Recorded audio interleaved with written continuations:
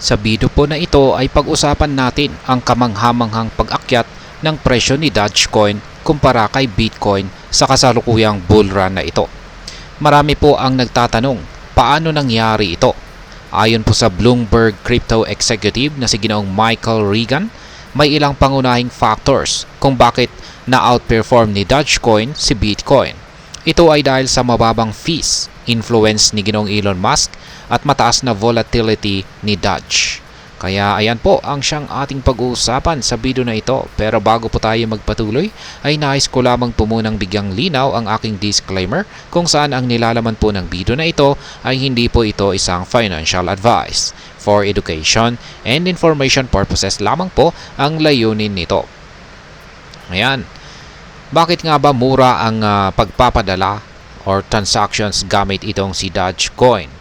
Isa po sa mga pangunahing dahilan ng pagtaas ni Dogecoin ay ang kanyang payment utility o pagiging mabisa sa pagpapadala ng pera.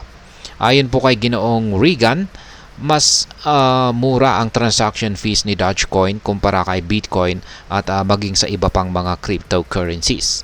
Kaya't para po sa mga gumagamit kay Dogecoin, mas matipid ito lalo na sa mga international payments. Halimbawa, ay gumagamit si Doge kaya halimbawa ay ginagamit po ng mga Venezuelan workers sa ibang bansa si Dogecoin upang padalhan ang kanilang pamilya nang hindi masyadong malaki ang kaltas sa fees. Sa Pilipinas ay mahalaga rin po ito, lalo na't maraming mga OFWs ang naghahanap ng mas murang paraan ng pagpapadala. Kung gagamit po ng Dogecoin sa halip na mga remittance services, posibleng makatipid ng malaki dahil po sa mas mababang fees. Ayan. Sunod ay meron po tayong tinatawag na Elon Musk effect. Ayan, malaking factor din ang influence ni Ginoong Elon Musk sa pag-angat ng presyo ni Dogecoin. Kilala po si Ginoong Musk sa kanyang hilig sa internet memes. At dahil dito, malapit po siya sa community ni Dogecoin na nagsimula bilang isang meme coin. Ngayon ay binigyan po ni Ginoong Musk ng pansin si Dogecoin at sinabi po niya na ang pagbuo ng bagong ahensya sa ilalim ng administrasyong Trump, yan po yung Department of Government Efficiency or DOAG. Sa pamamagitan po ng ahensyang ito ay layon po nilang gawing mas epektibo at matipid ang operasyon ng gobyerno. May content na po tayo dyan. Kaya panoorin na lamang po ninyo yung tungkol dito sa Department of Energy Efficiency ni Ginoong Elon Musk. Yan. At na-appoint na po siya ng Pangulong si Donald Trump para pamunuan or maging leader dito. Para sa mga Dogecoin investors, ito po ay parang simbolong suporta mula kay Ginoong Musk at ng bagong administrasyon kung saan ay nagiging dahilan ng optimism o mataas na kumpiyansa sa hinaharap ni Dogecoin. Nakikita nila ito bilang isang posibleng boost sa value ni Dogecoin na nagpapataas sa demand nito sa market ngayon. Ang sunod ay ang high volatility. Isa pang pangunahing dahilan kung bakit mas malaki ang gains ni Dogecoin kumpara kay Bitcoin ay ang kanyang mataas na volatility o pagiging mas sensitibo nito sa market movement. Sa mundo po ng stocks, meron tayong analogy na ginagamit. Kapag tumaas ang S&P 500, madalas na malaki ang itinaas ng ilang mga volatile na stocks. Sa cryptocurrencies naman ay ang mas volatile na asset tulad po ni Dogecoin ay may tendency na mas lumaki ang pag-akyat kapag tumataas ang market, pero bumababa rin ng mas mabilis kung bumagsak ang presyo. Kaya sa kasalukuyang bull run, mas nauna at mas malaki ang pag-akyat ni Dogecoin kaysa kay Bitcoin. Pero ito rin ang dahilan kung bakit posibleng mas mabilis itong bumagsak kung may pagbaba sa market. Kaya't mahalaga ang pagiging maingat para sa mga traders at investors dito kay Dogecoin. Ngayon ay ang kanyang recent performance naman po ni Dogecoin. Sa nakarang buwan ay umakyat po ng mahigit 200% si Dogecoin mula po sa presyong 0.1105 patungong 0.4359 kung saan ay nagpapakita po ng significant gains sa loob ng maikling panahon lamang.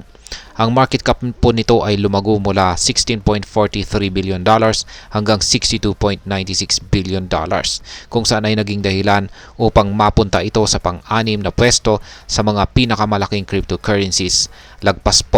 Nalagpasan po niya si XRP at ang USDC na stablecoin. Ngayon ay medyo bumaba po si Dogecoin sa presyong 0.3693 dahil po sa selling pressure o pagbebenta ng assets sa market. Pero ang potensyal nito sa kasalukuyang bullrun ay patuloy po na sinusubaybayan ng mga analyst. Ngayon ay ano naman po ang posibleng epekto nito para sa atin bilang mga Pinoy crypto investors or traders dito kay Dogecoin. Ang kasalukuyang pag-akyat po ng presyo ay isang oportunidad, ngunit may kasamang risk. Dahil sa mataas na volatility ni Doge, posibleng makakuha ng malalaking gains sa mabilisang trade. Ngunit maaari rin po itong bumaba ng mas mabilis kung magbago ang takbo ng market. Kaya kung ikaw ay isang long-term holder o hodler ni Dogecoin, posibleng mainam ang maghintay upang makinabang sa potensyal na pagtaas ng presyo. Lalo na't positibo ang mga market indicators sa ngayon. Sa mga bagong investors naman ay mahalaga na aralin muna ang market at ang mga risk na kaakibat ng pagpasok kay Dogecoin bilang investment. Dahil ang bull runs ay maaring sundan ng isang malaking pagbaba. Ngayon ay ano naman po ang aking masasabi tungkol dito. Mahalaga pong maging updated at informed sa bawat galaw ng market, lalo na sa isang high risk at high reward asset tulad po ni Dogecoin. Ipinapakita ng kasalukuyang bullrun na si Dogecoin ay may potensyal na tumaas ng malaki. Ngunit ito rin ay may kasamang mataas na risk ng pagbaba. Makakatulong po ang tamang analysis at planning upang masiguro na handa ka sa anumang pagbabago sa market. Bilang isang investor, alamin kung saan ka mas komportable, kung ikaw ay isang high risk taker na handang mag-trade ng mabilis o mas gusto mo ang long-term holding na hindi masyadong naapektuhan ng daily volatility. Ano man ang desisyon mo, lagi mong tandaan na walang kasiguraduhan sa crypto market, kaya't laging maging maingat sa pagpasok ng investment. At ayan, hanggang dito na lamang po tayo sa video na ito mga ka-crypto. Sana po ay inyong nagustuhan ang aking paliwanag sa video na ito. Kung inyo po itong nagustuhan, pag-click lamang po ang like button nito. Marami pong salamat sa panonood. Ingat po tayo lagi at God bless po sa ating lahat.